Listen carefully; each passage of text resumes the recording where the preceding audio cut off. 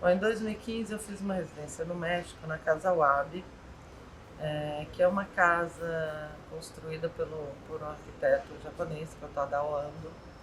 E essa era uma casa toda de concreto, né? E a minha primeira, meu primeiro incômodo, né, quando eu cheguei nessa casa, foi esse grande muro, que é um muro assim de 300 metros de extensão, que meio que divide a casa em dois espaços.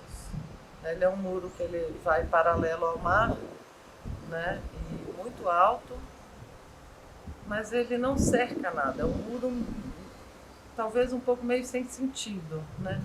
E o meu primeiro impacto com esse grande muro, assim, que pode ser meio um bunker, mas é um bunker aberto, assim, era como se esse muro tentasse proteger os espaços de lazer dessa casa, né, que estão do lado do oceano, é uma casa beira-mar, do lado de trás, que é o lado de onde você chega na casa, onde você vem pela estrada, que, né, na minha imaginação ali seria o lado de onde vem o mundo, né? Como se aquele muro tentasse criar um oásis do outro lado em que esse mundo batia no muro e voltava, né?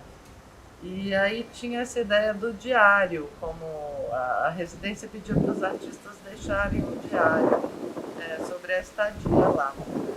Então, a partir dessa ideia do diário e desse embate com a arquitetura, surgiu esse trabalho, né, que se chama Diário, em que a cada dia eu lia todos os jornais mexicanos online e entre esses jornais que tinham versões impressas, mas que eu lia online, porque eu estava nessa praia, né, certo. E a partir dessa leitura, a cada dia eu escolhia uma manchete para escrever com água sobre esse mundo. Né? Então, o vídeo são 23 manchetes, né? Uma de cada dia que eu passei nessa residência, em que é um plano fixo, em que aparece o muro e eu entro e escrevo essa manchete com água. À medida em que eu vou escrevendo, essa manchete vai desaparecendo, né? Porque pela ação do sol que vai evaporando a água e também do próprio muro que absorve essa água. Então, o Ir e Volver é um vídeo que eu fiz em 2017, quando eu fui convidada para participar da Bienal de Havana, em Cuba. Só que nessa edição, especialmente, houve um prolongamento dessa Bienal, que acontecia só em Havana, para uma cidade a 1 hora e meia, mais ou menos, de Havana, que se chama Matanzas. E aí, quando eu recebi o convite, eu comecei a pesquisar um pouco sobre Matanzas, né? É uma cidade que foi um grande, é ainda, né? Mas um grande núcleo é, de artistas, de escritores, intelectuais, músicos, né? Então, eu comecei a pesquisar um pouco e encontrei uma poeta dessa cidade que tinha falecido há um ano antes dessa minha pesquisa. Essa poeta chama Carilda Oliver Labra. E é uma poeta, morreu já com uns 90 e poucos anos, já bem idosa, e nunca saiu nunca morou em outro lugar. Ela nasceu e viveu toda a sua vida em Matanzas. E então eu comecei a me interessar por essa poeta, que eu não conhecia antes e tal, e comecei a ler os poemas. E um dos poemas começava com esse verso, né, que é o que eu escrevo nesse vídeo, que é A la esperança vuelvo, né, eu volto à esperança. E aí, a partir desse verso, eu pensei num trabalho que fosse um certo contraponto ao diário. Né? O diário era uma sucessão meio interminável de más notícias, né? Dessas más notícias que a gente lê todos os dias nos jornais e tem que esquecer para conseguir sobreviver, e tem a ver com essa coisa da efemeridade dessas notícias que só tem importância enquanto a mídia dá importância para elas, né, e cai nesse esquecimento.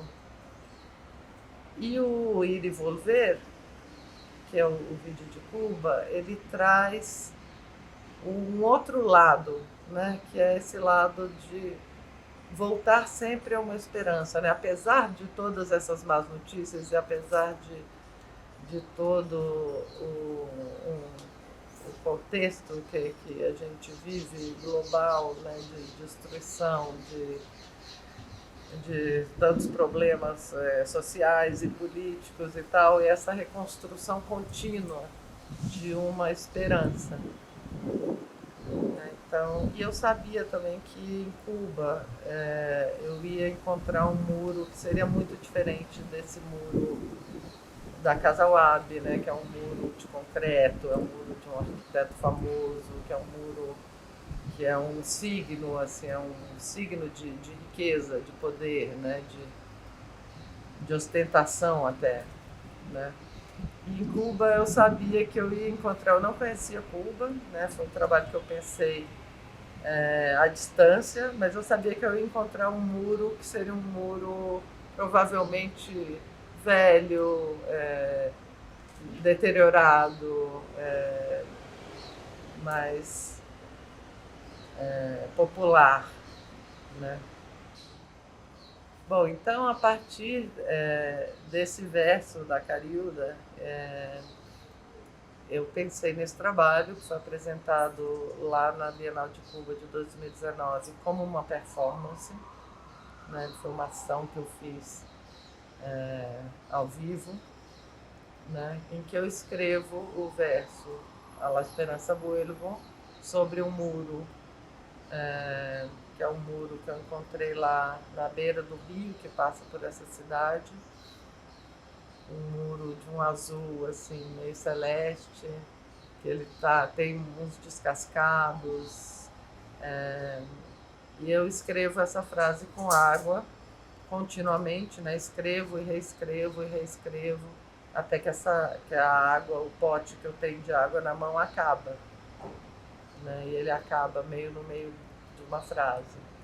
Então o trabalho fala dessa construção eterna de uma esperança, né? De um sentimento de poder transformar, mas que essa transformação, de fato, ela nunca é alcançada, né? Ela é uma construção eterna desse desejo de mudança, de transformação, né? De desejo de vida, né? E ele traz assim alguns elementos que contrapõem também ao diário. Por exemplo, o diário ele tem um áudio, né, um som, que os dois são o som ambiente dos lugares, né? No diário é um som bucólico de natureza, você não tem nenhum som humano, não tem pessoas ali, né? Então você tem pássaros, tem aves, tem o vento, um pouco do vento, tem um cachorro que entra. E em Cuba você tem os sons da cidade, você tem o som das pessoas passando na rua, você tem o som de uma escola de criança que ficava do outro lado do muro, né? Tem essa coisa da criança também. Então, é mais ou menos isso. Tem uma outra questão também que, assim, quando eu fui convidada para participar da Bienal de Cuba, é uma Bienal precária, uma Bienal que não tem recursos, né, que não tem uma verba de produção e tal.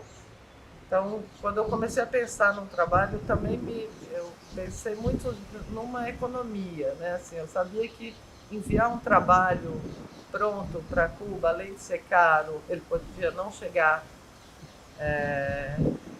Eu pensei que eu não tinha, né, um recurso para montar uma coisa mais complicada e tal. Então, a ideia de realizar esse vídeo lá também tem a ver com uma certa economia, de pensar qual um trabalho que eu possa fazer que eu acho potente mas que eu possa fazer só com a minha presença.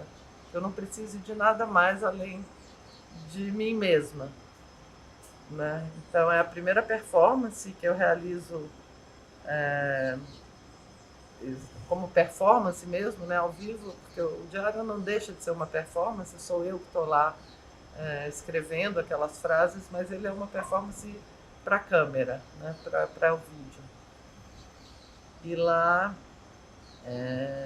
eu realizei ele como performance mesmo, porque a gente não tinha nem também equipamento para exibir, se eu quisesse exibir ele como vídeo lá, né? Então tem essa coisa da economia do trabalho também, né? O que pode ser feito com um mínimo de, de produção, de orçamento, de coisas assim. A minha primeira vontade que eu tive, assim, antes de chegar na Carida Oliver, Labra, eu tinha começado a pensar um pouco em trabalhar com as frases, os slogans da Revolução Cubana, né? Mas obviamente assim eu abandonei essa ideia muito rápido, porque eu acho que é muito complicado também eu, brasileira, que nunca fui a Cuba, e falar sobre a Revolução Cubana, né? Mas tem um dos slogans que ficou muito na minha cabeça, que é o slogan que fala "Hasta la vitória siempre", ou seja, até perseguir a vitória sempre, né? A vitória, na verdade, é uma coisa que nunca chega. E o ir e volver é um pouco sobre isso também, né? La esperança vuelve. Essa revolução é uma revolução em construção eterna, né? Você nunca chega nessa vitória. A esperança é sempre uma utopia de futuro, né? Outra questão interessante também que eu acho sobre esse vídeo, isso é um comentário muito de backstage, assim, de trabalho, de processo de artista, mas que às vezes eu gosto de compartilhar, que, enfim, eu cheguei em Matanças, não conhecia o lugar, eu precisava encontrar o muro onde eu ia fazer o trabalho, e eu precisava de encontrar alguém que me ajudasse a operar a câmera enquanto eu estaria gravando o vídeo, né? E no primeiro dia que eu cheguei, essa Bienal tinha uma coisa muito bacana também, que eles trabalharam com artistas locais de Matanças. Então eles convidaram artistas internacionais, mas também fizeram toda uma seleção com curadores que foram convidados para fazer essa seleção de artistas locais do lugar, para participarem também na mesma exposição. E nesse dia que eu cheguei, eu conheci alguns desses artistas, comentei com eles que eu precisava de alguém que me ajudasse a operar a câmera para fazer o vídeo.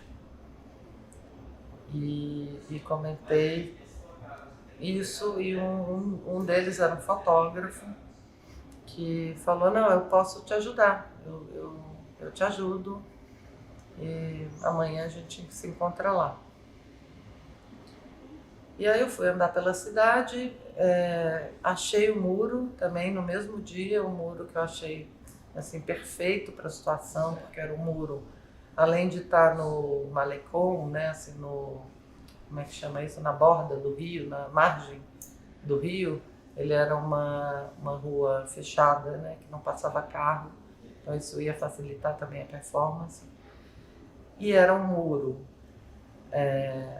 azul celeste, que é um azul meio desbotado, mas um azul que tem um pouco a ver com essa ideia da esperança, né, de uma coisa até um pouco religiosa, assim, no sentido de simbologias de cores, assim.